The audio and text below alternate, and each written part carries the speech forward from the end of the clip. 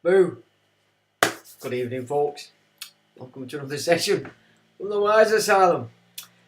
Well, what can I say? What we're going to do, we're not doing, because we're doing something else. And what we were going to do was just a nice, happy, chill out, no rambunctious behaviour, no frightening, terrifying stuff. But then, unfortunately, I've got some pretty terrifying, weird stuff. So we're going to do that. So it's a complete change of plan, and that's only happened today. I don't know how this is going to work so much in that we're going to listen to what is a video, but we're going to listen to it as an audio because obviously I don't want to breach any copyrights if we've been run around. But so obviously then it's what you're going to stare at while you're listening to that thing. So I've created a few montages of images. Now, you know me, it can't go perfect, so these images might not all work in sync, but we're going to give it a bash anyway. And maybe we can stop it in between and have a bit of a chat about it. But what's interesting about it, all the subjects that we've covered, what you might call a bit off the wall, pulled together in this little shindig. It's probably about an hour long as well, so you're not going to be looking at my ugly mug for that long tonight. I know the girls are going to be well upset and all that, but never mind. This is just a one-off, and I'll have my ugly mug back on next week. That's not to say I'm not going to show you my ugly face as well, because I am. Because like I said, we might have to do a bit of nattering in between. So, interesting, I have to say. You're going to like it. You're going to like it a lot. So I'll say to you, while we do it live, probably better if you focus to what's being said and don't let the images distract you. But of course, when it's actually uploaded as a video, the images will work okay because obviously they can listen to what they're doing and they can look at the images as well. So that's sort of like how I'd sort of suggest we look at this tonight. But you're going to be rather intrigued, to say the least. And it's worrying stuff but it really does pull together so much of the stuff we've discussed over the last few years. And I think you'll know exactly what I mean by that. But before we go on to that, malarkey, this nonsense running around at the moment, that this specific juice tech that's been, everybody, lots of people have took, is now being put into the old meat. And of course Twitter is filled with it. So as and when I've been on there and I've been looking at these reports, some people who seem to be very scientific and everything, it'd be accepted. It'd be accepted by the general run of the mill as, oh my God, let's shit ourselves a little bit more. So what I've put up all week on these, what I thought were perhaps the best ones, was, do we have any data that shows what effect cooking the damn stuff, which is what we all do, what effect does that have on such said tech? Because none of them are talking about that, and we all yet know that that's exactly what happens when you cook food. It changes everything in the food, In a lot of cases, there's some dodgy stuff in a lot of vegetables and even some fruit. But if you cook it or do certain things to it, it negates it. It chemically changes it. And I can't help but think back to when it all kicked off and all the fuss they had to make in order to keep this tech in the juice as it needed to be. And they went through a lot of stuff. Big hoops were jumped through, specifically temperature. So pretty clear to me that then that particular tech has to be kept to a certain degree of whatever, and thus if it was shoved into meat and then we cooked it, in my opinion, I don't think it'd have any effect whatsoever. But back to what I was saying about the Twitter, not a single response from anybody in relation to that. Do we have that data? So, me personally, I would say it's all working in line to have you stop eating the stuff yourself. But there were just one thing that made me think, yeah, well, that would make sense, and that is that apparently in the US they've been putting it in pork since 2018. And there's one variety of the Priesthood that despises that particular meat, which always makes me think, how are they going to get that on the Chinese? Because the Chinese are the biggest eaters of pork by far on the entire planet. So it makes me wonder, whatever so-called belief system is racing to get to the top, I don't know how you're going to get that to wash with the Chinese. I really don't. No matter, let's say you annihilate Europe, you gain your mantle, blah, blah, blah, blah. In comes Chinaman, and he says, you say, well, you do know that you can't eat pork, don't you? And he goes, kiss my ass. Finished, done. You're going to attack pork, you're going to attack the entire nation of China. And of course, if it's correct as they present it, that the baton always moves to the west, then the baton of civilization is being planned to move on to the west, which from America would be China. So this is going to be quite fun, especially for the ones that I've said previously being blown smoke up their arse to suggest that they're in, they're on, they're going to have it all, only for a very short time, because you really want to piss off the old China boys down the line. So that might be worth keeping in mind. But just saying that they've been putting it in the US in pork since 2018 wouldn't surprise me, because if they were going to hit a food that they wanted to make sure that they weren't going to consume themselves, away you go. So that's the only sort of side of it that I thought, yeah, well. But personally, if they have, I would be very doubtful that it would actually pass through, because of course you're cooking the damn stuff. And of course, you know, most people, well, we'll stop eating it. Well, fine, you're going to stop eating it, there won't be any left. Go for that. Remember, what they had planned for 2016 didn't happen because the trumpet got in, and it's now been postponed to 2025, which is, that's when the food supply is going to run out, the food, the water, everything, that's the plan anyway, let's say. So they shifted that to 2025. And of course, in that time, they want you to stop eating the old meat so that there's nobody holding cattle. The only thing that you see on the old fields today is the sheep. I can't eat lamb, it's disgusting, it smells like it's still alive, and it's just shit. I don't mind a lamb chop, but even that I haven't had for donkey's years. Because it stinks! It stinks like the damn thing's still alive, and I'm sorry, I'm just not eating it. So there you go. That with that. Now, we're thunking as well this week. I know that's dangerous, but I've thunked all the same. And why is PY Music not a moderator? Now that's weird, something's happened there. I've set that up this afternoon. Okay, so YouTube have decided, or more importantly, probably 77 Brigade and Unit 80, 300. The local toss bags have obviously been in there and screwed that up. Well, okay, never mind. Sorry about that, Paul. As far as I were aware, it was done. I've had this problem before anyway, so it's not new to me. Anyway, back on the game. I was thunking this week, and I just thought to myself, okay, let's go back. Genesis 1, Genesis 2. We've got an original. Genesis 1, created the earth, heavens, woods, the plants, the food. Man, 7-day gig. We've bagged that already. And then there's this mimic, this shit-ass gig in the garden. One, Elohim, you're not allowed to worship any of the others, and there's a lot of rules and regulations. And he breeds a race that the elite itself are classed as unnecessary and has to be eradicated off the face of the earth, and that would be all those that claim to be of the Adamic race. So, there you go. Now, what's banging around everywhere at the moment is simulacrum, a copy of an original. And that, in that sense, people are starting to suggest that this down here is just a copy of the original, i.e. where we go back to. See, I would say that's not actually the case, because if you're looking for the simulacrum, it's actually the world, isn't it? As opposed to the earth. That is the simulacrum. It's a bad copy of the original or terra firma. Now, get into Genesis 1, and then we could still then be thinking in terms of, you know, even Genesis 1 is a copy of our source.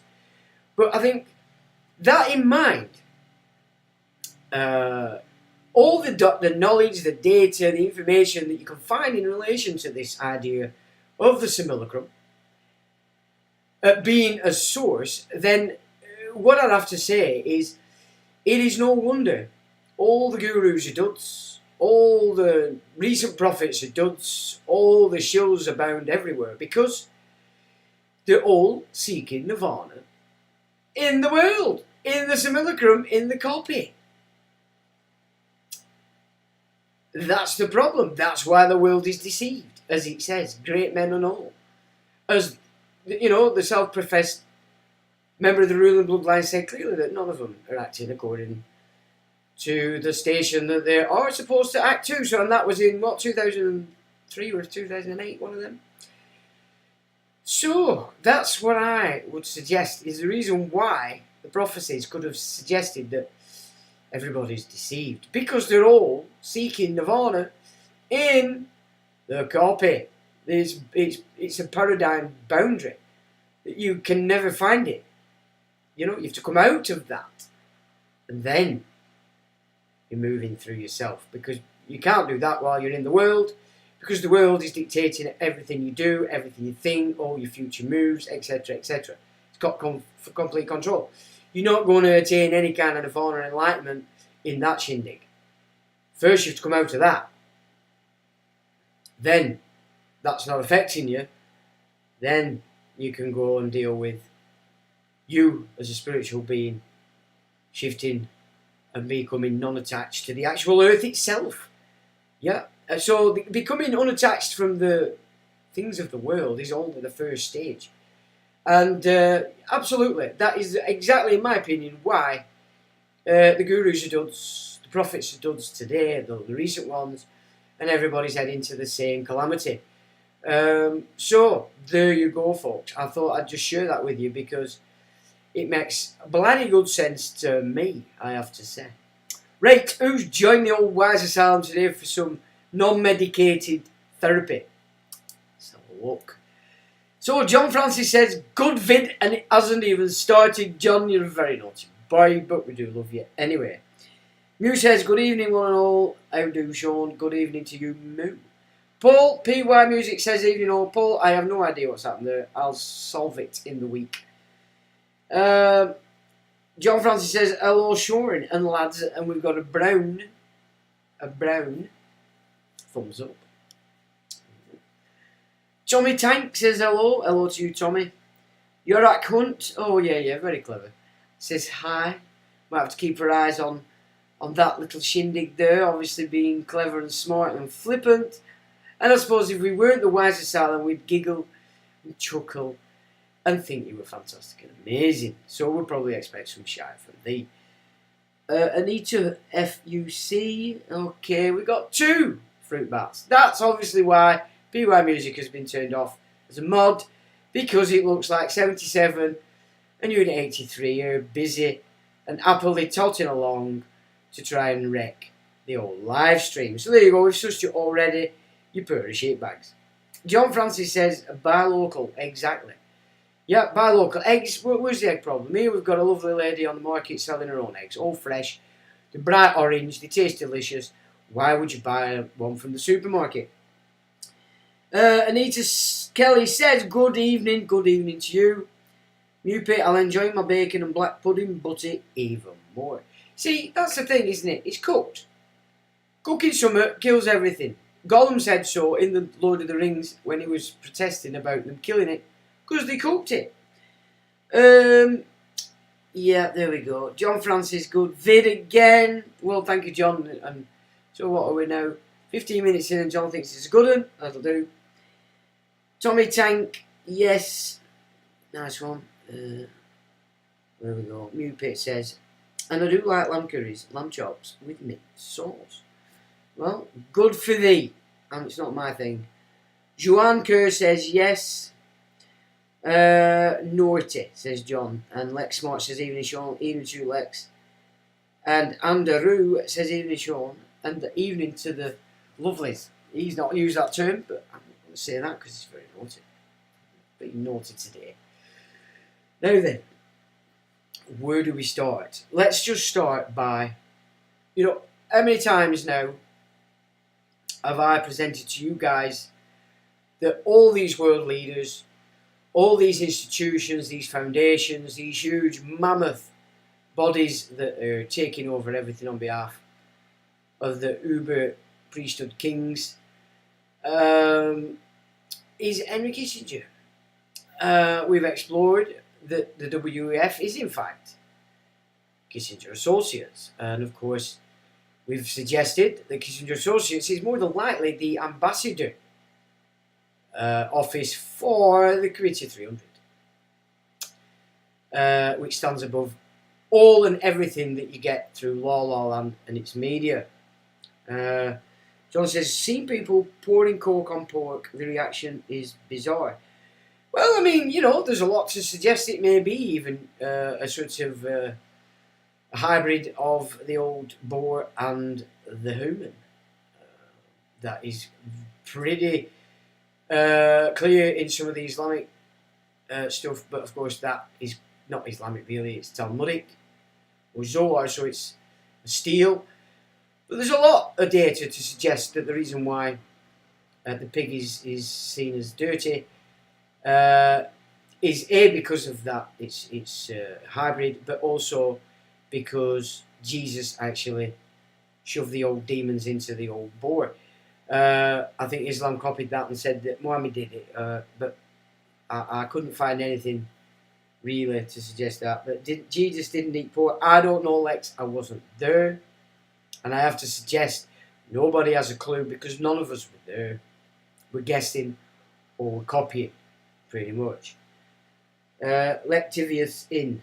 Okay, well, anyway, we've gone through what I believe is the Old Testament. We don't have to do that again, do we not? So anyway, first off, let's have a little look at what's been going down. Because, we've got this big narrative going on. Putin versus the West in the Ukraine. Putin's best mate is Xi over there in the old China. They're pumping up the Taiwan garbage and saying now Japan is going to protect Taiwan. Well, Japan and China despise each other and have done forever. So, oh dear heck, I don't know whether Japan's decided to do that or not, but that would be quite a nasty war, would it not? In and of itself. You've got North Korea up there, the fat one pretending he's still loaded up with nuclear bombs, but they don't seem to be able to go past 40 foot. And then they all have to hide in case it goes off, but then, because of the crap, it doesn't actually go off either. So, you've got him up there pretending to be a bit of a saber rattler, really, let's be honest. You just pump him out when they want a diversion. So, what's been going on this week with the old China boys? Well, bugging me. It's done that. It's a bit outrageous, to be quite honest. I don't know why it does that. I set it up like I'm an expert. And it's a failure. Right. Henry Kissinger talks with Xi Jinping in China planned months in advance. So this has been planned for quite a while. And this was published on the 20th of July this year. So this has been a shindig gone on this week. And there we have old Chode and Xi. Best friends, of course, because everybody's taking their orders from Uncle Henry, or Uncle Heinz, as he's actually called. It says Henry Kissinger is in Beijing for a private trip to get a better understanding of the Chinese leadership thinking and will share his impressions with the US government when he returns home, according to a source familiar with the visit. And that's all we get, because the tight asses and they want you to pay for the drivel, which is pretty much the case with most of this garbage these days. Isn't that the case? And it just says that elder statesman's meeting with the Chinese leaders in contrast to Janet Yellen and John Kerry's recent trips. John Kerry, of course, being Skull and Bones, as was the Bushes, etc. We know about that. Both sides expect the elder statesman to convey his views on China's thinking to Washington, a source said. So, there we go. Another one, Kissinger boy, doing as he's told, but yet the narrative through the media is that everybody's an enemy, shit's going into the fan, but yet everybody's operating according to Heinz Kissinger's diktat. Okay? So that's been going on this week. Now then, how do I do this? Because I don't want it to change to that, actually. So you got by Ugly Mug. So what I'm going to do, I'll just have a see what any more here, and then I'll crack on with this interview. Now, I really do stress you really want to listen to the words rather than any jingle jangle that I put up on images, because it could turn out to be a disaster, but we don't care.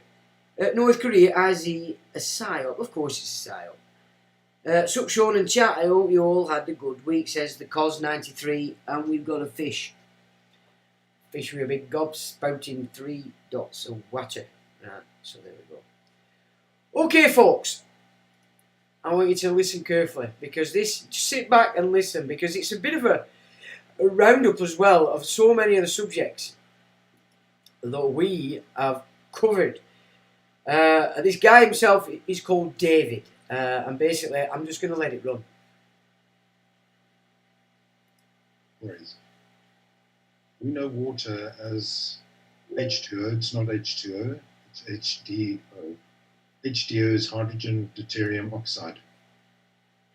The deuterium has a specific function, and the function of deuterium is that it calcifies the pineal gland to such an extent that it creates almost a shell around the pineal gland. If you think of the pineal gland as an antenna, because that's what it is. It picks up a frequency and it emits frequency.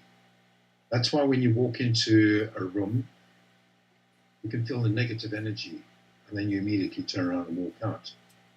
If you want to find 2 bad people amongst 20, it's very easy to do. What you do is you set up 2 rooms. One room will have animals in it. The other room will have very young children in nappies, for example.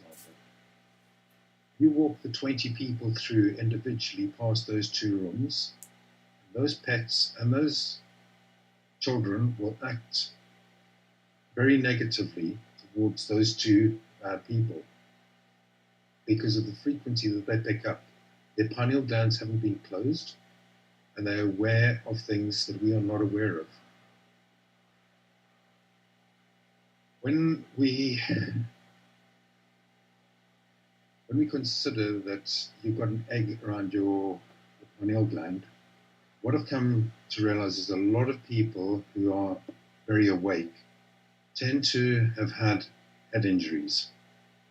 And I am of the mindset that the head injury has been caused by them, the head injury has caused a cracking or a fracturing of that egg, which allows a partial signal to go out and to be retrieved. And on the retrieval of that is why certain people are able to pick up on things, be more aware of things than others. People refer to people who are not awake or unable to be awakened, no matter how they are given material that proves everything that's going on, as non-participating players. These people's pineal glands, to my mind, have been totally covered up. So If I change again, I'm going. I don't know how you're doing with pictures, Adrian. Yeah, I'm here. I've got the pictures. I think I've got them all loaded on now. I just have to, what I can do is you'll have to point out which ones you want. Really, I think that'd be the best way. So Well, I'll get rid of this email. We'll see the ones that are associated with water. White water. Right, okay, one. So I've got that one. Okay, I'll just stop it there. So he's talking about what we're told about water being H2O isn't. Okay, when you get into the chemistry of it. And that deuterium is an important piece of kit that's found in seawater. Now he's going to expand on that in a little bit. But he's also talking about the pineal gland, and that in all sense of the word, it's the way that they've controlled us since Babylon, because this is the Babylonian system, first launched on the Sumerian culture, the Anuna, okay, and the method by which they've managed to get to this point through history is with the knowledge they hold in relation to how you control the pineal gland. Because the pineal gland is, if you get, the numpty, la la land, fruit bat land, speak only of the pineal gland as being a means to communicate with the universe. Okay, it is, but that's not its main function. Its main function is, that's what you read when you... So when you... I've mentioned this before. If I'm walking up my favourite hill, and there's quite a long path and it goes up quite a way, but I'll notice that if there's a guy coming down with a dog, it's usually a big dog, let's say, as soon as the dog clocks me, well, actually, it'll clock you first, you can see it look, but then as it moves a bit closer, it'll sit down, and it's scanning you. And it's scanning you with its third eye, the pineal gland. So what we're saying is the pineal gland in and of itself is the means by which we sense people, we sense our environment. And that when you switch that off, which is what they do, then you lose that sensory perception. You lose sort of 80% of the way that life down here communicates. So the animals are still communicating that way. It's no wonder they keep well away from everybody. And the children are, infants, they still have it until they close it down. So that's the basic essence of what he's saying at this time. Now, we know today that one of the main ways that they shut that down is not they doing it, actually. It's, again, you're doing it. You're doing it every morning when you wake up, and you're doing it again before you go to bed, guys. Because you're shoving a shitload of fluoride into your system. Yeah? Now, what is it? Middle of 2020, I told you all I'd moved and started to use bicarbonate of soda. And I've done so ever since. My mouth is never sore. It's clean. Yeah, I don't get any of the, like you get tea stain or coffee stain on your tongue. That doesn't even happen. Believe it or not. And I always scrub my tongue. But even since I've used bicarbonate of soda, you will be amazed at how clean and fresh it keeps your mouth. So that's fluoride out of the toothpaste not required, and it's also the shit in the mouthwashes that they encourage you to take. And that, we know, is the main point of attack against the pineal gland, because it calcifies it. There's also aspartame, but of course, now that they're sort of attacking aspartame itself, makes you wonder, maybe that isn't. Or that they've got something else. And then what they have got something else of is they want you to eat aborted fetal cells, so that you're now cannibal as well, and then this priesthood can come down on you like a ton of bricks when they're making judgment.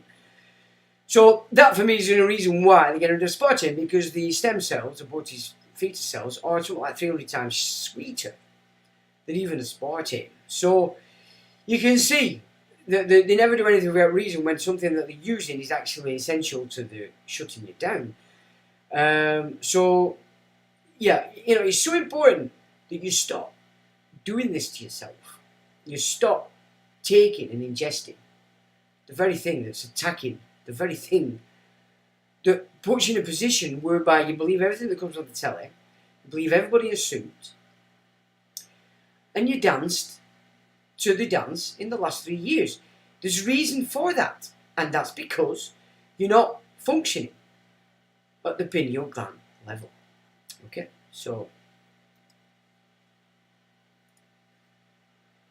Right. Right. What do I put these all in? Water. Here we go. Let me share that. Share. There we go.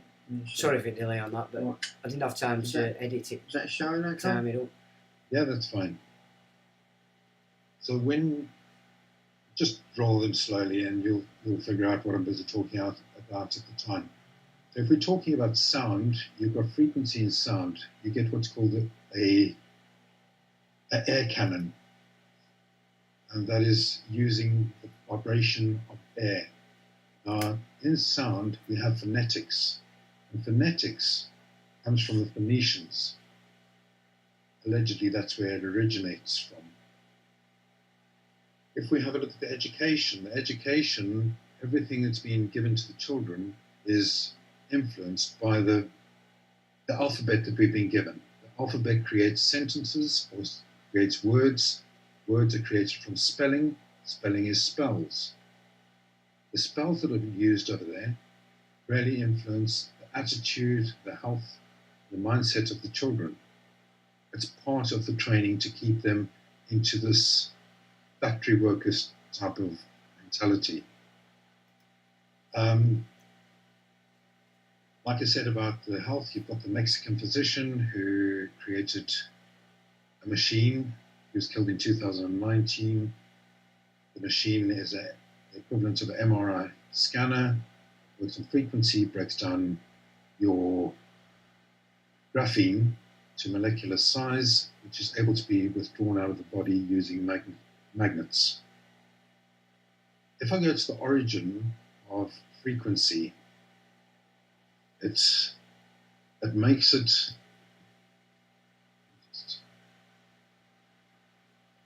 If I go down to the origin of frequency, I'm going to simplify it. I'm really going to simplify it. So please understand it's a very complex subject, and there's a lot of detail with regards dates, who's actually involved, and how it works. So by simplifying it, I'm going to give you two tribes. Two tribes I'm going to call your Babylonians and your Sumerians. The oldest form of text that we have are placed in the British Museum, and they are basically on the cuneiform, and that's your early form of syntax. Syntax is your coding. Now, if I say your Sumerians are people who believe in a singular religion, they have all colors, all denominations, doesn't make any difference. What they do is they are developers, they're creators, they work with each other, they unify. The difference between them and the Babylonians is the Babylonians are dividers, they're controllers, they like to dominate and enslave. Both tribes had the use of their pineal glands. For the Babylonians to be able to enslave the Sumerians, they had to stop them from being able to use their pineal glands. So the introduction of deuterium, now deuterium is very interesting because what you find is the longest living people on the planet live near to ice flows. And the reason for that allegedly is that the deuterium gets trapped in the ice, and the water that they drink is a lot cleaner. The people who get oldest, the quickest, are people who live near to the sea or spend a lot of time in the sea. When they do that, they are in the highest concentration of deuterium. At the moment, from what I understand, there's a project that's going on in France that scientists are busy working on, whereby they're creating the equivalent of an atomic part. Now, if we want an example of the different mindset, look at surfers. Yeah, guys that just spend their entire day in the sea. You know, they're a different mindset, are they not? You know? So there's some truth in the fact that seawater in and of itself is beneficial. We all know it's beneficial just to even breathe it in because of the salt content on our respiratory systems. But I've never heard of this iridium side of things before. And if they're living up to 200 years, up there, the Inuits and such, they're obviously going to keep that secret on. They don't want that everywhere because, of course, what is the secret? Well, they're in cold climates. They're surrounded with ice. They're surrounded with sea. The main diet is creatures that are in the sea. So they're getting it, they're breathing it, they're drinking it, and it's in the food that they eat. So there has to be something in this data. It can't just be pie in the sky. The plant is using deuterium as its fuel source, which means that the water is getting cleaned up, or will be able to be cleaned up.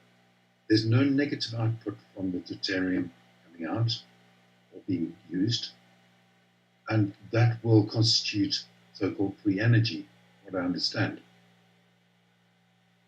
But back to, so the way it worked was the Babylonians had to stop the Sumerians from being able to use the pineal gland.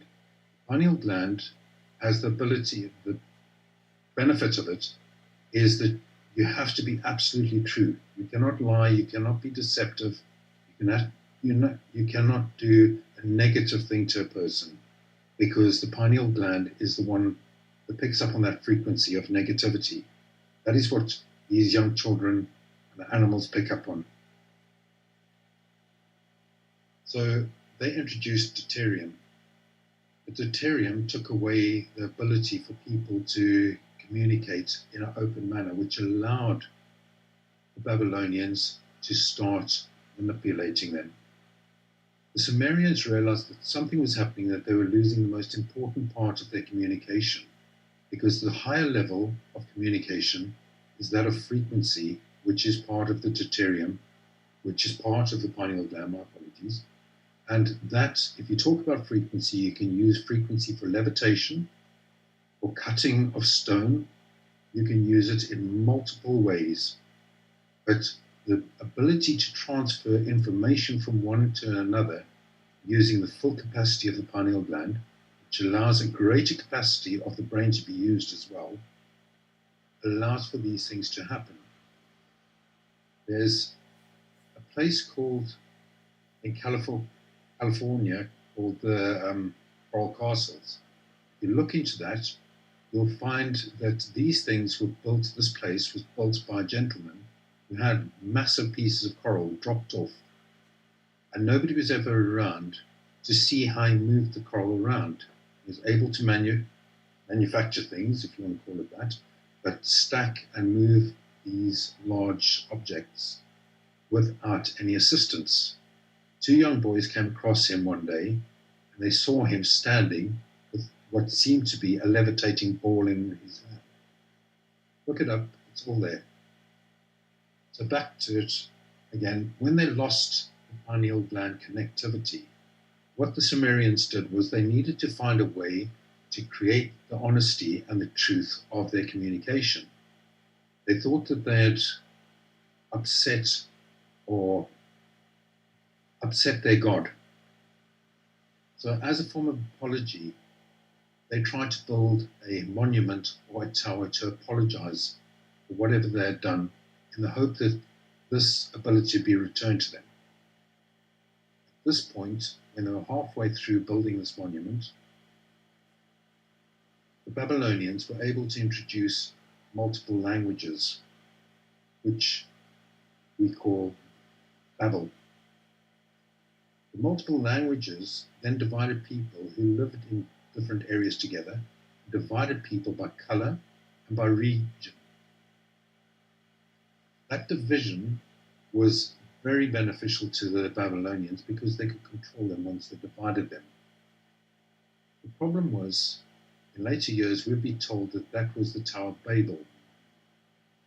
The biggest problem that occurred over there was that people were still not quite governable. So they needed to find a form of governance. The governance that they used was that of creation of religion. Now, if you look at the Talmud comes from one of the earliest forms of religion. It comes from the Khazarians, which are originally the Babylonians, which comes from the Indian religions. I can't remember the name now. It's the oldest religions there are. So from the Talmud, from the Talmud comes the Torah. From the Torah comes the Bible. From the Bible, then you've got the creation of Islam. All of these religions had a simple, I'm going to use the Bible as my example because it's very easy and very, very good to show what I'm speaking about. The Bible, I call the Bible because it's filled with Babel. Now the thing about that is, to sell a lie, you have to immerse it in truths.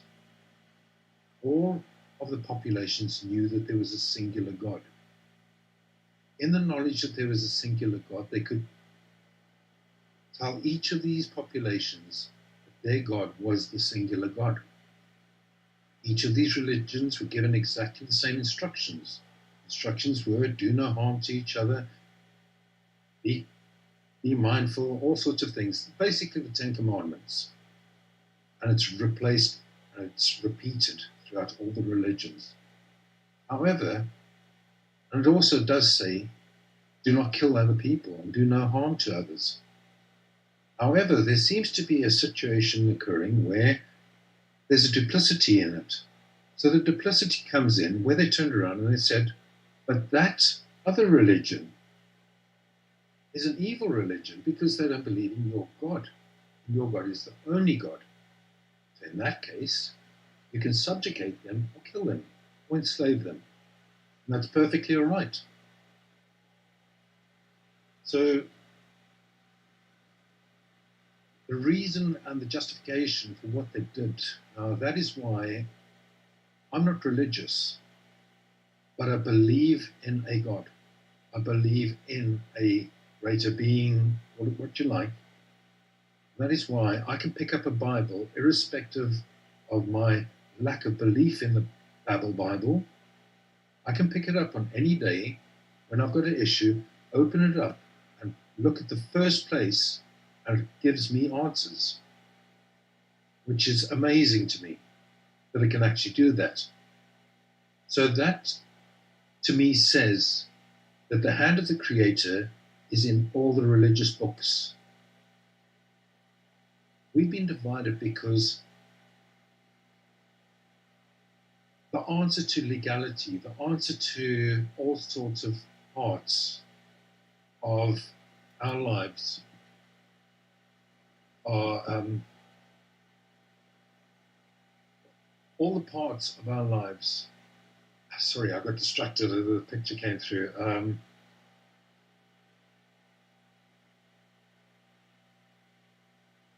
The frequency of all the religions is there to keep us enslaved. As simple as that. It just keeps us enslaved. All the keys to everything, whether it be law, medicine, it doesn't matter, education, it doesn't matter. Every single part of undoing everything that they are doing to us is there. They can't hide it from us. They have to leave it with us. It's like they have to tell us what they're going to do to us. So, for example, let's just take law as an example. Within law, I believe that if you had to take away the language, the Babel that divided us, and the religion that divided us yet again, we all had to speak to each other, we would be able to assimilate a single key that will unlock the whole thing. There's So I mentioned syntax earlier. Now, syntax that was taken away from the Sumerians is very important. Now, at the time of the creation of,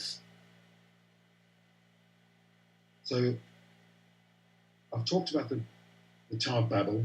You've now got the Roman Empire coming in. With the Roman Empire coming in, you then get the Roman Empire being taken over by the Khazarians.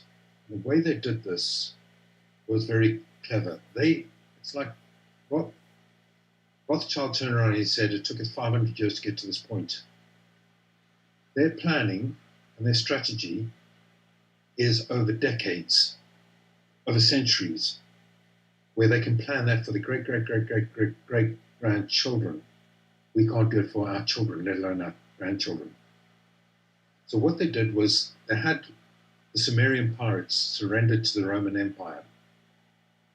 When they surrendered, it was on favorable terms because they offered them something. Now, this is what I call the classic Trojan horse, or the true Trojan horse. Because what they did was they offered them a way to enslave their populations using usury and legal contract.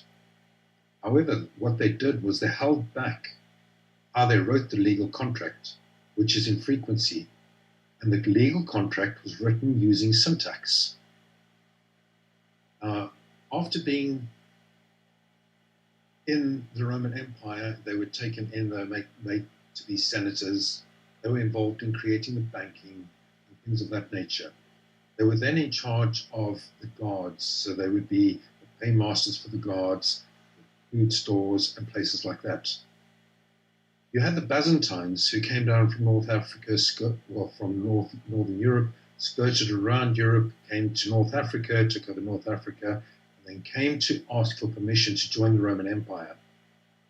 The Caesar of the time denied them access and denied them entry into becoming part of the Roman Empire. What they did not understand was that the Sumerians are the Babylonians, the Khazarians, and so were the Byzantines. So the Phoenicians allowed the gates of Rome to be opened up when the Byzantines arrived. They literally walked in and took over Rome. They took over Rome with the control of Rome. They then took over Christianity, the so-called Christianity. They created the Vatican. Once they created the Vatican, then they created Islam. Now, I know that this is a contentious point, because whatever the case is, at the end of the day, this is my truth. Once they created that, and they got things going, they then broke down the Roman Empire and changed identity again.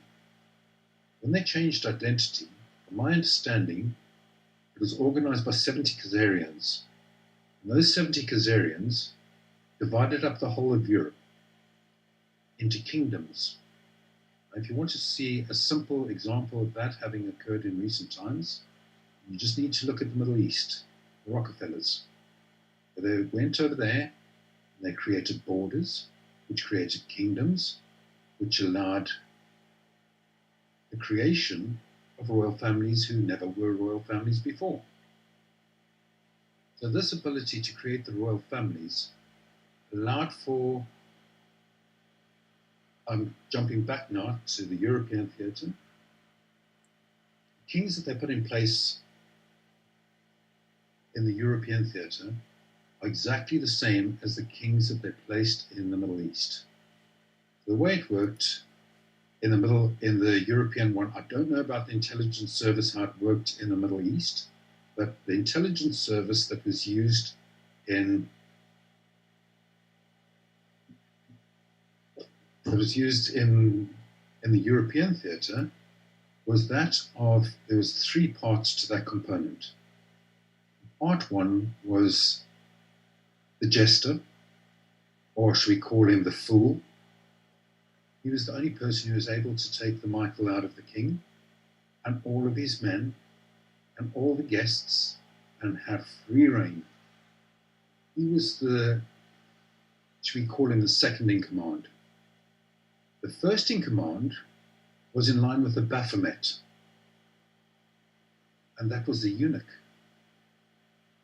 So the eunuch was in charge of the Queen's chamber. The Queen's chamber, he had access to the Queen and the Queen's ladies. Between the eunuch and the fool, they were able to convince or influence the king to go to war, to make peace, to trade, to travel, to do whatever they needed to do.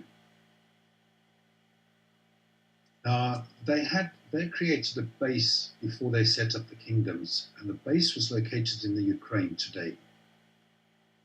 They were known as the Khazarians over there at this time. So what they did was, it's all very well to have an intelligence service like that, but you needed to get the message around from place to place. And the method that they used over there was the traveling minstrels. The traveling minstrels would coordinate between one kingdom and the other, who was going to go to war, who was going to go to peace, who was going to trade.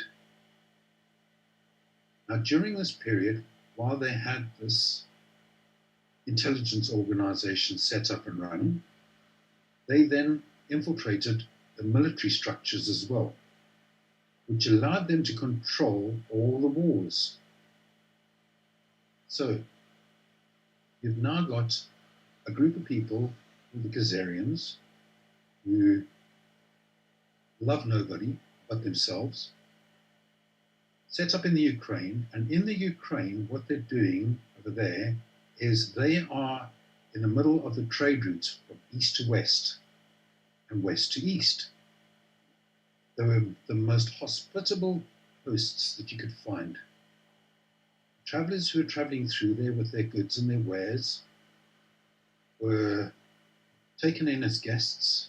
They were treated with drugs, drink, women, boys, wine, whatever their flavor. Each one of the people who entertained them, hosted them, traveled with them, were call them intelligence officers.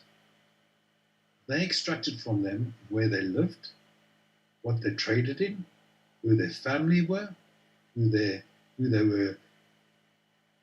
had problems with, who they were going to trade with in the coming country, what prices they were paying, how they were going to meet them, how they knew them. Then they would kill them, and they would take over their trade. And in many instances, not only would they take over their trade, but they would go back to the same towns and villages that these people came from, tell them woeful tales about what had happened to their poor family member, and end up marrying their own families to breed within those families. So you have a situation where they are in control of all trade. Now, we've discussed the name stealers, have we not? And, you know, the data for the name stealers as a nation in what is now Ukraine, or the Greater Khazari as it was, you get data from the European sources, but you also get data from the Chinese sources, historical sources, because it was very well known that people were always warned, keep away from their lands, because they are name stealers. This is what they were doing early on, many, many moons ago, and have been doing in breeding into all the royal families. Now, Hohenzollern and the Jagiellons seem to be at the core of all these breeding programs. So that's an interesting take, because if you've looked into this stuff, you can't help but notice there's always, and you know, Jagiellon and Hohenzollern are the two main, what appear to be the main branches that deal with this breeding program that we can say we know since they created the kingdoms. So Yeah, I couldn't. When I received this video today, this talk, I was quite, it was great because it does sort of encapsulates everything that we've discussed in the last couple of years, and we're getting it from a different angle and such. So I thought it were well worth this. We needed to have a listen to this. They're in control of all religion. They're in control of all media, because the traveling minstrels are the ones who are telling everybody the stories from one place to the next. So you've got an extremely powerful group. And this group, don't forget, are the ones who supplied deuterium to the water. But when they did that, they are smart. They're not stupid at all. They have the antidote to deuterium. So their pineal glands remain clean. So when you have a change of guard and they change their identity yet again, they change their identity to that of the Dutch East India Company, who become the global leaders. And they need to break it down. So what they do is they pull the first Ponzi scheme. And the Ponzi scheme that they pull is that of the tulip fiasco. So with the tulip fiasco, they then make the Dutch East India Company collapse and be bankrupted and taken over by the Amsterdam Bank. At this point, you've got Prince William of Orange, who leaves the Netherlands, goes to Britain, arrives in Brixham Harbour, goes up to London, becomes the king. He goes to Northern Ireland, or to Ireland, and creates the Orange Men. From London, he dictates who will be the next royal family in the Netherlands, and which people who previously were of royal lineage would never be lineage again. He then creates the British East India Company. The British East India Company then evolves, and today, created in 1994, we have something called Serco. Serco creates, well, let's just put it this way. Serco USA, and you've got a Serco in every single country. Serco is in charge of the patent office, which means they control any new intelligence that's coming out, any new designs, any energy or fuel or water clearing or anything like that. Serco also prevents, well, they do your bins, they do your atomic waste, they do your atomic stations, they do nuclear armaments, they do your DMV, they do your passports, they do umpteen amounts of things. They've had the greatest growth I've ever seen in any corporation.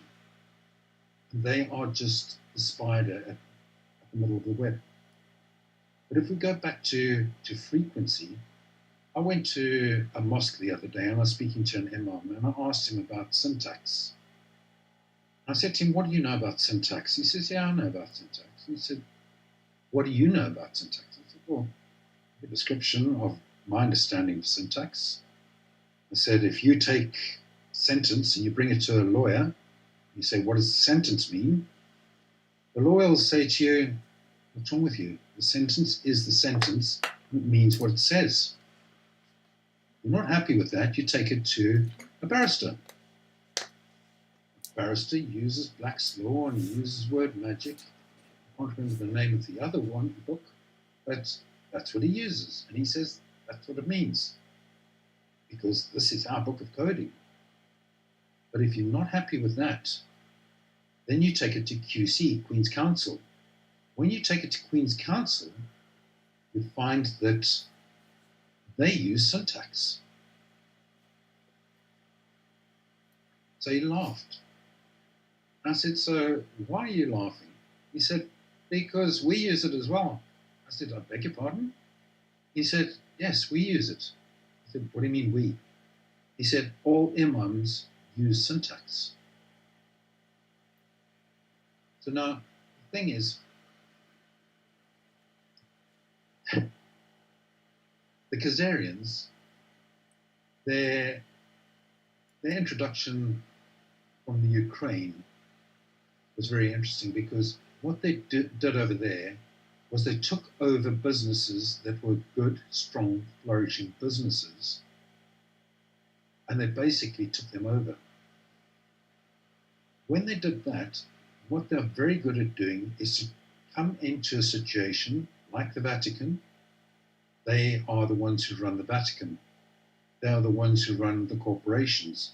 When you look at people, when we look at, for example, we look at all of Pfizer, and we look at all the different corporations that are doing us harm, we see, oh, there's a Jewish guy there, there's a Jewish guy there, there's a Jewish guy there.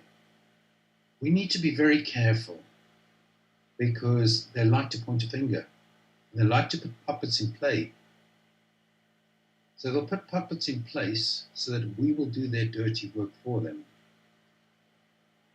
because they are seeking, they hate the Jews, and they hate the Russians, because what happened in the Ukraine was they were worshipping Baal. When they were worshipping Baal, the Russian royal family said to them, you've got to stop that. We don't like you sacrificing children and doing bloodletting and all this other nonsense that's going on. You need to choose a proper religion. Well, I'm sure they smirked to themselves and went, we created all the religions. Which one do you want us to join? So they said to them, we are Ashkenazi Jews. For 500 years, they lied and they got away with it. But the Russian royal family found out that they'd been deceived and they'd been lied to. So they decided that they were going to go there and wipe them out. Little did they know about the intelligence service that the Khazarians had actually set up, that they knew what they were doing before they did it. Because their advisors would even have said to them, yes, you better go and do that. But knowing that the intelligence had already got home first. That's why when the Russians arrived in the Ukraine, the Khazarians were gone, with all their wives, with all their gold, everything, they were gone. So they followed the trade route that was done in the days of the Bronze Age, 3,000 years BC. There was a trade route from Italy, Greece, through to Baghdad. And they followed the trade route back to Italy, to France, to Spain, to Greece. That's where they set up everything. That's why you've got your 13 families in Italy. But when they called themselves the Ashkenazi Jew, the true Jews hated them, and they laughed at them derisively, and they called them the false Jew. When they called them the false Jew, what they didn't realize was they had gained their hatred. So in 1917, when the Balfour Declaration came about, well, two things happened in 1917. That was the Balfour Declaration and the Russian Revolution. And that was to pay the people who they hated the most first. The Russian Revolution was orchestrated by London and New York through the Rothschilds, and all the people, they used the Red Cross to bring in the mercenaries, to bring in the gold to pay for the stuff. You had the red, the white, and the green Russians.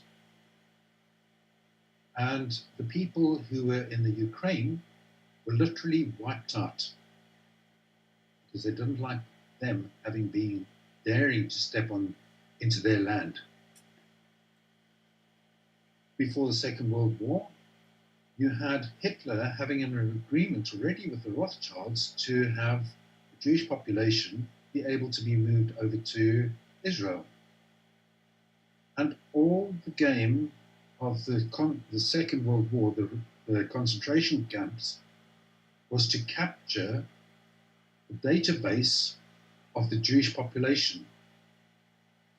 When they had the database of the Jewish population, they could do what they needed to do to them. And don't forget, during the Russian Revolution, there was allegedly nobody was allowed to leave Russia. However, there was between 25,000 and 50,000 people leaving per annum. And those people were sent as refugees around the world. Those people are still of the tribe of Khazarian. They came across to Europe. They went to school with people. They were born in the same wards as the normal people. I call them normal because there's a definite difference between us and them. They were born in the same wards. They went to the same primary schools. They went to the same universities. They went to the same parties. They were our friends. They were married to us. They were family. We didn't even know who they were because they had an ultimate goal. Now, you've got exactly the same thing that is happening during this war that's happening at the moment. And the Ukrainian refugees who have come across over here were lovely people, good, decent, and honest people. Exactly the same good, decent, and honest people that came out of the Russian Revolution, who are in positions in military and intelligence, in medical, in education, in judiciary, and in your police states. It's all about frequency. Now, all the contracts that are written, we don't understand the contracts. I'll give you an example. If you've got a headstone, a tombstone, on a tombstone, you've got a person's name, you've got a date of birth, a dash, a date of death. There's 4 things there. I'll give you the relevance of each one. The least relevant is the name, because it's not your name. You didn't choose it or anything like that. It's part of the straw man. The next one is the stone. More important than your name, because that's where the record is placed. The next one is your date of birth and your date of death. Your date of birth and your date of death gives a specific period of time. However, the most important part in that gravestone is that tiny, insignificant little dash. That tiny, insignificant little dash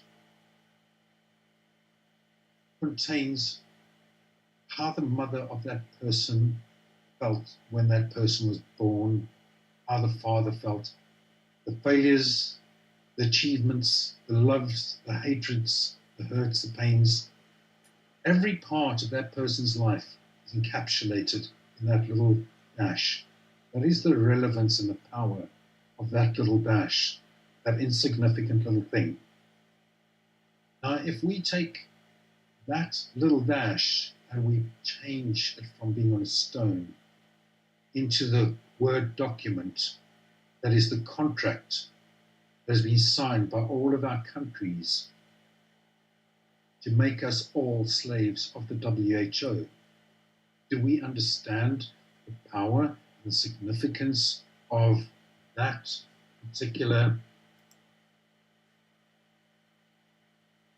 dash in that context? I don't think we do. There's a gentleman, and a lot of time and a lot of money has been put in to try and undermine him and denigrate him as much as possible.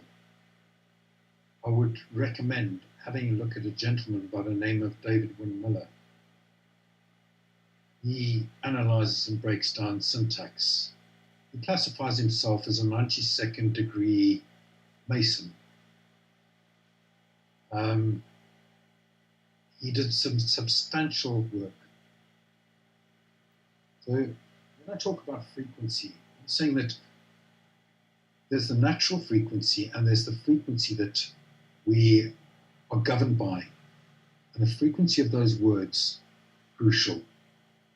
If we can't understand the words that are written and the words that we use, where are we? What chance do we actually stand to survive everything? We've got to understand that everything that's there, we have to be very careful. Look, you've got things that are happening in France, for example, where they're burning stuff and destroying stuff. The burning and the destruction is actually being done by people who are Antifa, who are BLM, who are LGBTQ. They are there to destroy our infrastructure and to get us to beg for peace and beg for military intervention. We need to be so aware of this that when it happens over here, that we curtail them immediately. So the understanding to me is, if we want to, like I said, the key to everything is held within all of us. We have to cross the barriers and the boundaries of language, of ethnicity, of religion. We have to drop all of that. And we have to start coming to a common ground.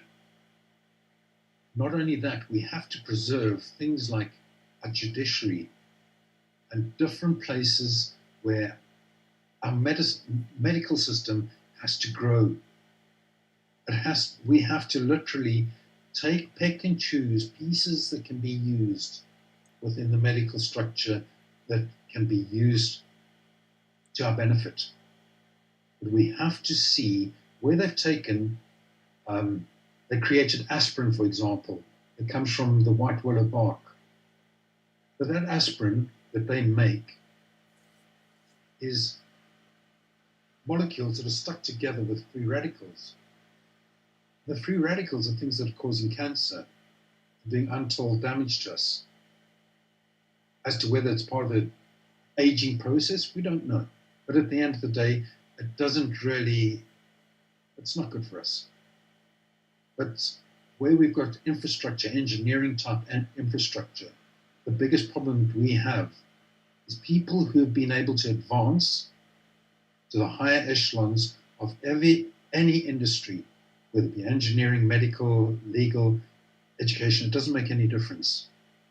The ones who've been able to advance, in my opinion, need to be looked at very, very carefully, because you don't get anywhere without permission. We don't have the rights for permission at this point.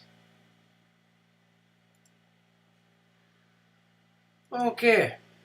Now, there's points in there that I disagree with. For instance, East India Company was created before William of Orange, but it did shift from a trading bloc into this monster.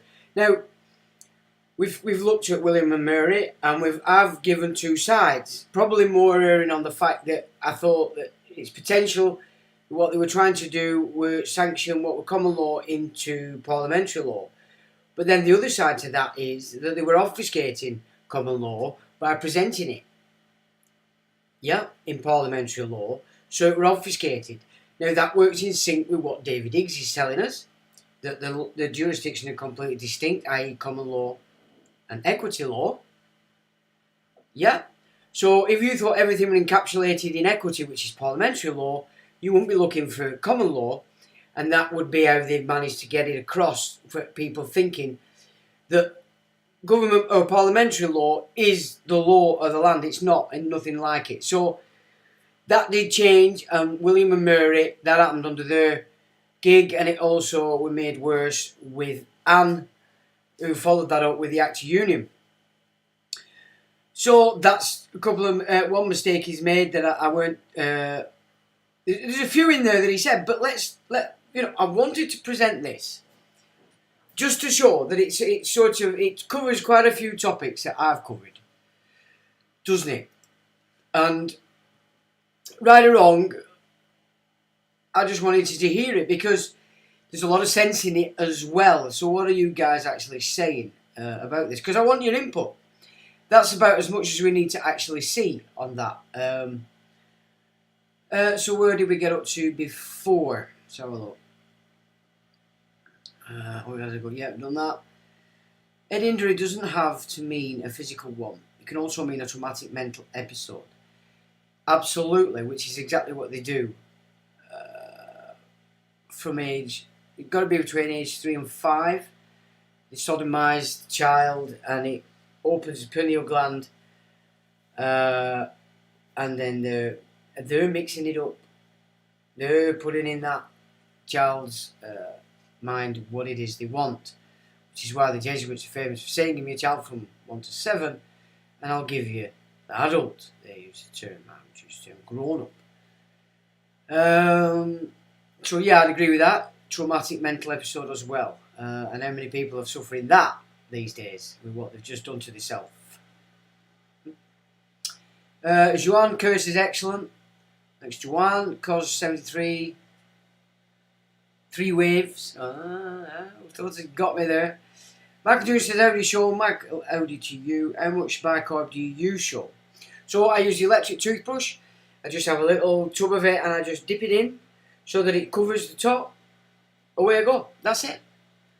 Now, if you ever get a tickle on the throat, I will gargle with it and then I'll swallow it as well. That's another thing with the bicarb. You can swallow it and it'll carry on doing its job all the way down your tubes and into your tummy. So, bicarbonate. So, now I've noticed where I got mine from, when I've gone to get some more, they've changed it. They've added an ingredient. And it's quite a long word and I'd have to investigate that.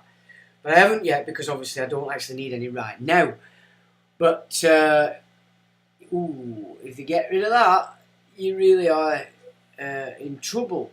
I mean, before that, I didn't use fluoridated toothpaste anyway. And obviously as a kid, you chase me halfway out of house to get me to brush my teeth. I used to brush my teeth with the licorice root. I'd once seen a guy do it, cleaning his teeth with it, and that was it for me. I used to do that quite a lot when I was a youngster. I was just weren't into toothpaste, and if I did brush my teeth, I wouldn't put any toothpaste on. The only one I think we used, we had like a powder, and that I used that for a bit. No, it's not something you want to be doing. But again, you're doing it to yourself every morning and every evening. Again, that's the main point to get across. Everything that's going on, there's cause because they're pushing it, but it ultimately is up to us. Are we doing it? Are we taking it? Coconut oil, pulling a gut. I tried that. I didn't like it. It was a bit disgusting in the mouth kind of thing. But I don't know whether it works because I only did it a couple of times. I just couldn't cope with the feeling I had in my mouth with it. Eat as little as possible, and when you do, from the most trusted sources. Well, don't overeat. I'd definitely go with that, but I wouldn't start to starve myself just because I didn't want to my body to do its job and filter out what it has to filter out. I've said to you that not long ago I did a liver cleanse. Just 2 days in a week, with a couple of days in between, and then within 3 weeks of me doing that, I had 2 massive ejections, and it were blood. So I'm pretty sure that were metals. And I'll do it again at some point in the future. But as I said, if you're going to use milk thistle, just be aware that it actually does warm the liver and you can feel it. So you get a third's eye vision of your liver. So the sensation in of itself is nothing bad. But you don't want to overheat your liver because that can cause you problems, especially if you've got a toxic liver. So you really have to use your own judgment and test the water first. As I said, I'm not giving medical advice because this isn't medical advice. This is how I look after my own body without the interference of the fruit bats, now called murderers. Ing van Kersbilk. I'm allergic to toothpaste. My dentist told me just using water and a toothbrush is fine. Needless to say, I have been very sceptical of lots of things in my entire life. Well, of course. I mean, all you do, if you're washing your teeth every day, you're only getting off the accumulated food at the bottom, which if you don't get rid of will turn to black. So, yeah, why actually people believe that they have to have suds and soap in the mouth to clean the teeth? So, I mean, anything you do to your teeth, if you're doing it every day and it's actually getting the day's food off, of course it's going to clean them. You're not going to get stains off, is it? You might have to do. But charcoal's another one. In fact, the last tooth I've still got it actually. It's a charcoal toothpaste. That's the one I used to use quite a lot. And I used to get it from Alden Barrett, but it was fluoride-free charcoal toothpaste. But the last time I got some, which is before 2020, when I started on the bicarb, it was bloody expensive, like everything else is today. LFX says, true about head injuries, emotional trauma, traumatic physical. L. Ron Hubbard called them all engrams, some of his writings of some substance. Well, the thing is, when you get into the occult side of that guy, he achieved quite a lot. I know that him and Parsons tried to recreate Aleister Crowley's calling down of AWACS. Of AWAS, rather, not AWACS, AWAS. But for all intents and purposes, it failed. But Hubbard must have really connected with something, because he actually formed his religion in a manner that you'd expect the priesthood to have set up. So he obviously achieved something on a personal level, but then spent the rest of his life shitting himself living on his boat. But if you get into the theology of it, what they actually believe, it's quite ludicrous, to say the least. But each to their own. John Francis says, yes, LFX, so that's about the trauma. Institution saves lives. Loving the topic tonight. I'm greedy for this kind of knowledge. Well, I think we all are, aren't we?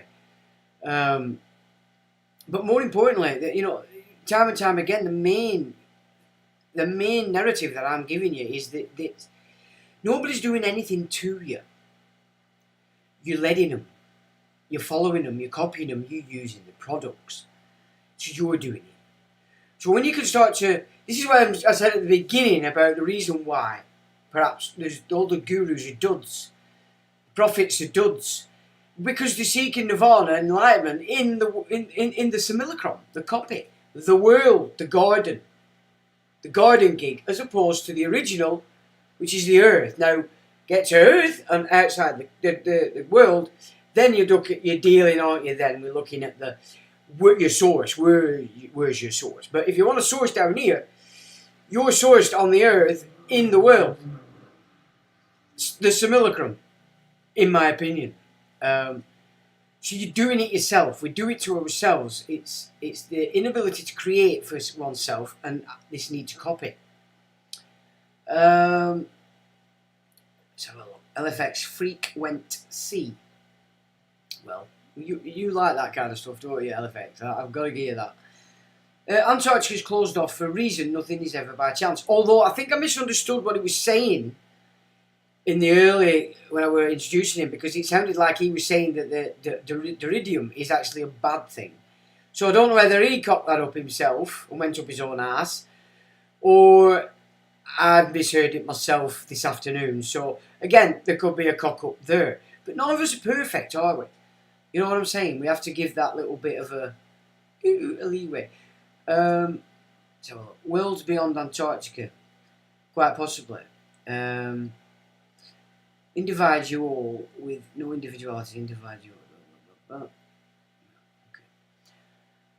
Charuz is a Romanian national airline. Taurus, IZ. Okay. Intrusive saves lives, I agree. Although we will never know, hence it's closed off, because we live on a dot of the larger map, which the evening skies so much going on while we sleep. Or watch the evening skies, rather, sorry. Yeah, I'm definitely open to that. But I still can't get past this Ice Wall game as not coming from watching Game of Thrones. I've got to be honest. You know, it's...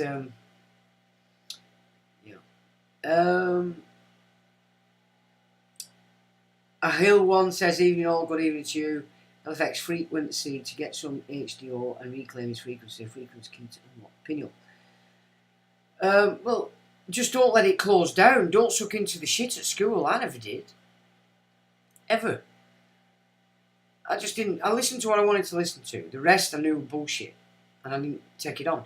And once I could add, take away, multiply, and divide, and do the long divisions, what else? I knew I weren't ever going to need it. And by the time we were getting further on with the school, the calculators were coming in anyway. So they were pointless filling my head with nonsense I were never going to use because I weren't going to be anything other than what I'd chosen to be. Sort of kick-ass rock and roll star. What do I need math for? But getting me money and the birds. That's it. That was my philosophy then, of course. I'm all grown up now. So look. LFX, King Arthur, King Offer. Solvimist says, I woke up this morning and couldn't wait to get online to watch a show. I have my Vegemite crumpets and cup of tea. Well, good for you, me old China. Vegemite I'm not so keen on. Yep. John Francis says, don't learn this in school. Well, we'd learn nothing in school apart from pish, didn't we? Hunted, oops, bit late. It's alright. LFX, what did you go to school for? In plain slang or what? Not to learn that for sure. Sports, girls, art, sport.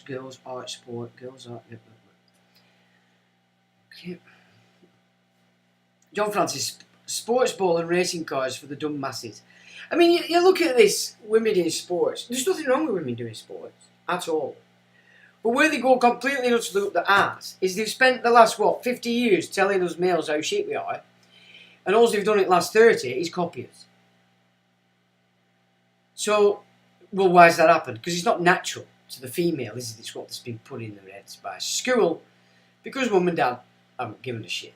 Or mum and dad were too busy falling out with each other, or snorting the old cocoa plant. Whatever it is that they're snorting.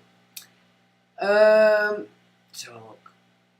Sports, entertainment, Rome to a T, isn't it?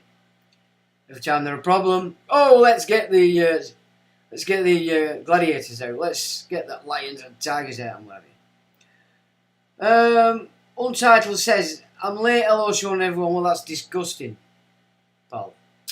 There's no excuse. Clapping from the old John. LFX 2 lips. 2 lips.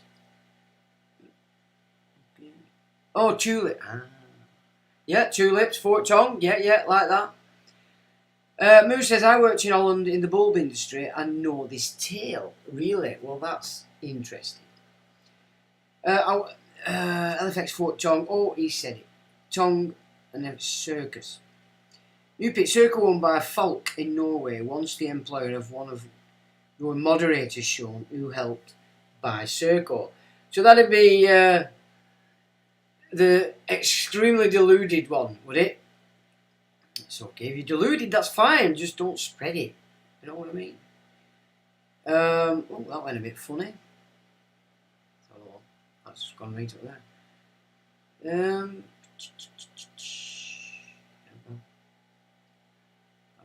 Shot right down there then. So that's Circo. The voice sounds familiar. Is he not one of the peacekeepers? He could be. I don't know him. I've never come across him before. He's called David. Is all I know. Somebody sent it today. And once I'd watched it, I thought, well, bugger me, let's get it on the old live stream. Because this is what we're going to do today. We're going to do something completely different. We're going to do a bit of a fairy tale kind of stuff, Lord of the Rings kind of stuff, with the history of England, basically. But never mind that, we'll do that next time. So I don't know whether he is or not Untitled. Moopit's thinking the same Untitled. So you know this guy, okay, fair dues. I don't. I have to be fair. Which researcher is speaking? I have no idea, Hunted. He does sound South African, and I would presume he is. We have a lot of the old South Africans over here. I know quite a lot of them. Well, they're not here now, they've gone back, but yeah. So look, Mew Pit says Untitled, is Gumshoe Sleuth on the run? On the run?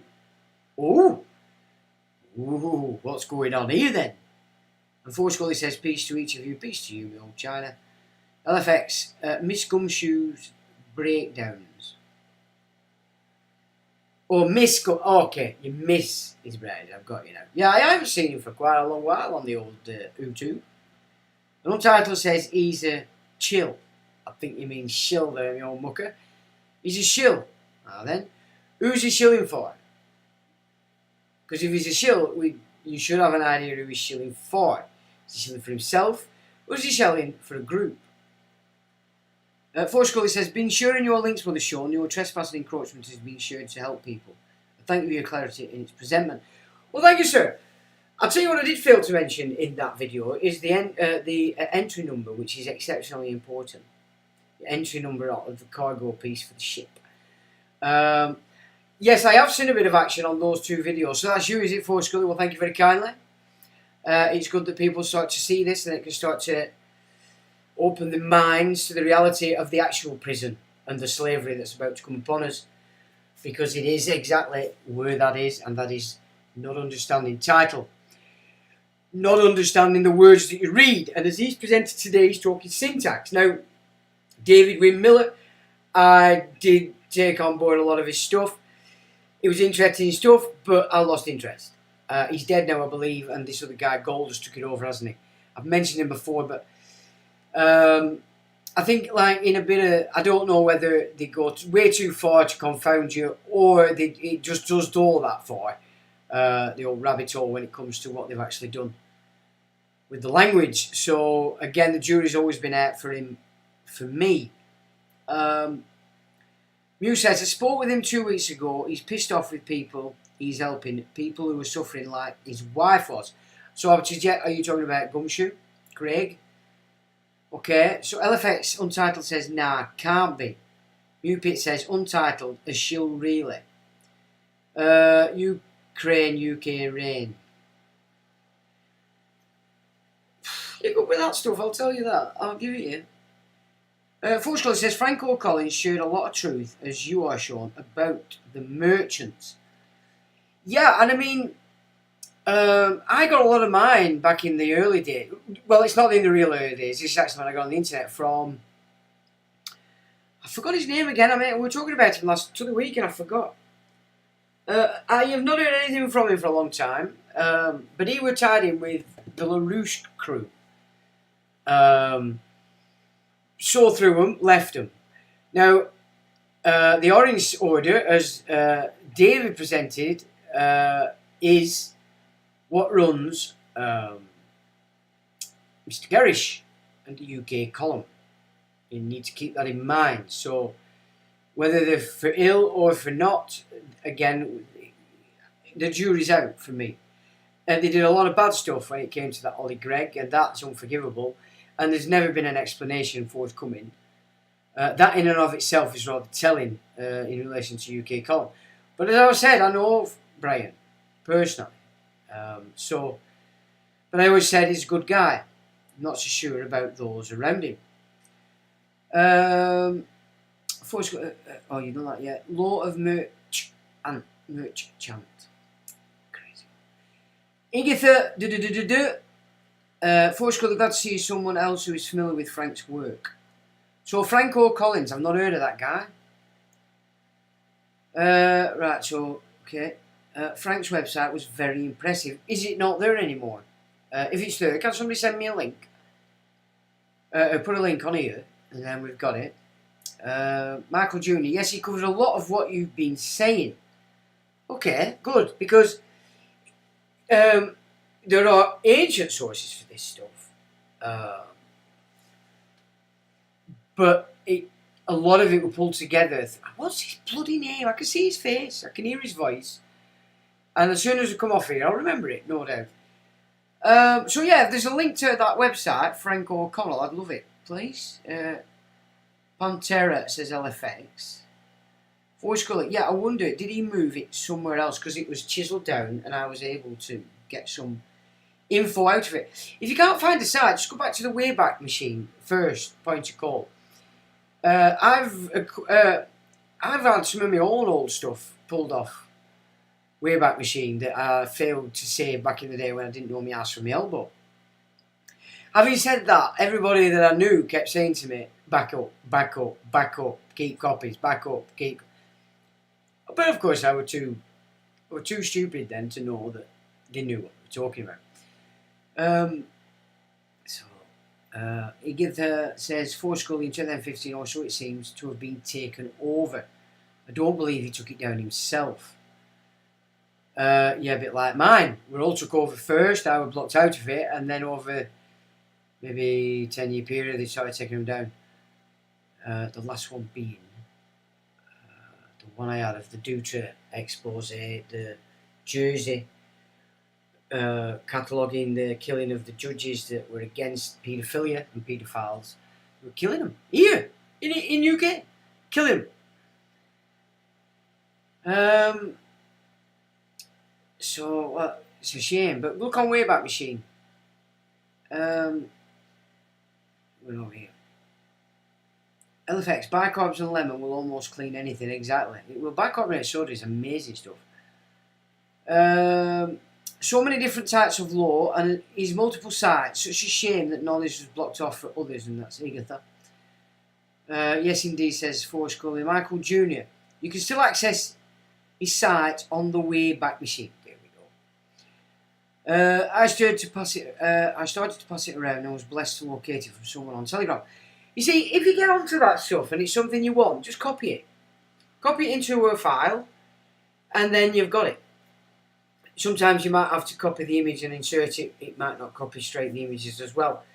But in general terms, that's the way to do it. Just copy it and put it in a file, and then you've got it. The trouble is with that, you have to chase the links sometimes. There's a lot of links in these. It can get a bit awkward. Okay. So if we do have a link, that would be groovy. Frequency to get some H2O and reclaim his frequency. Frequency key to unlock the pineal. Well, as I've just said, he's either gone up his own ass or I misheard it. But I was under the impression from from me watching it this afternoon that he was saying that stuff were good. Then at the end of it, he's saying it was bad and that the Babylonians had an antidote. So that's a bit of a issue I need to at least pull straight so I know what he's on about. I heard Frank was Sid, based on he could have moved elsewhere since then. I too feel very blessed to have come across his work before 2015. One Foundation, no. Eucadia.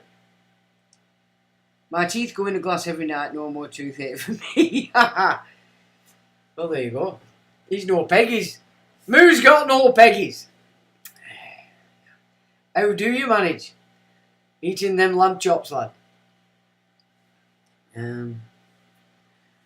Intuition saves lives. Turmeric is great for teeth and gums. Turmeric's excellent, and my stir fries have plenty of it in it. It's all entertainment and distraction. Have a look at methylene blue. I just came across it. What is this for? For peggies? Or something else?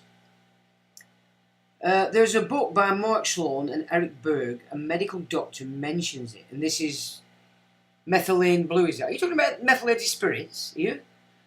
We used to set fire to ourselves with that stuff. I never thought of putting it on my teeth. In fact, we did get it in his mouth quite often as well. And if you breathed in, you were pretty screwed. It burnt all your mouth and your throat.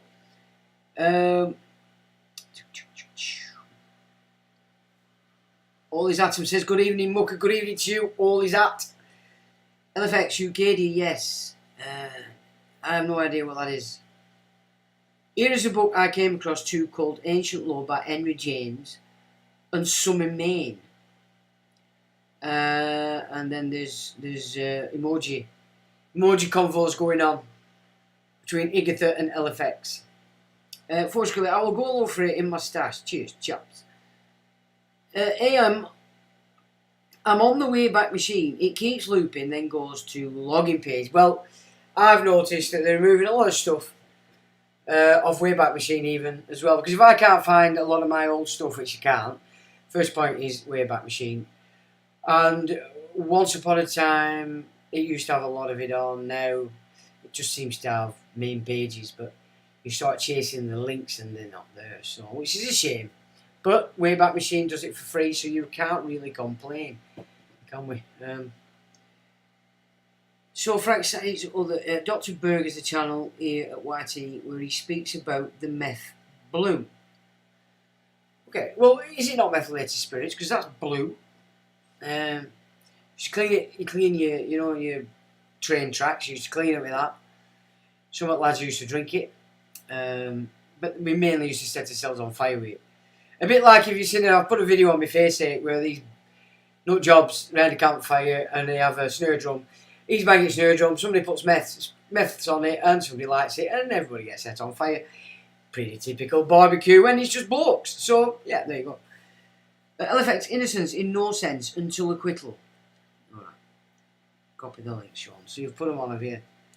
Cheers, matey. They haven't not come through yet. It's a dye that helps with the malaria. Okay. Alright. Methylene blue. Alright, I might check that out, actually.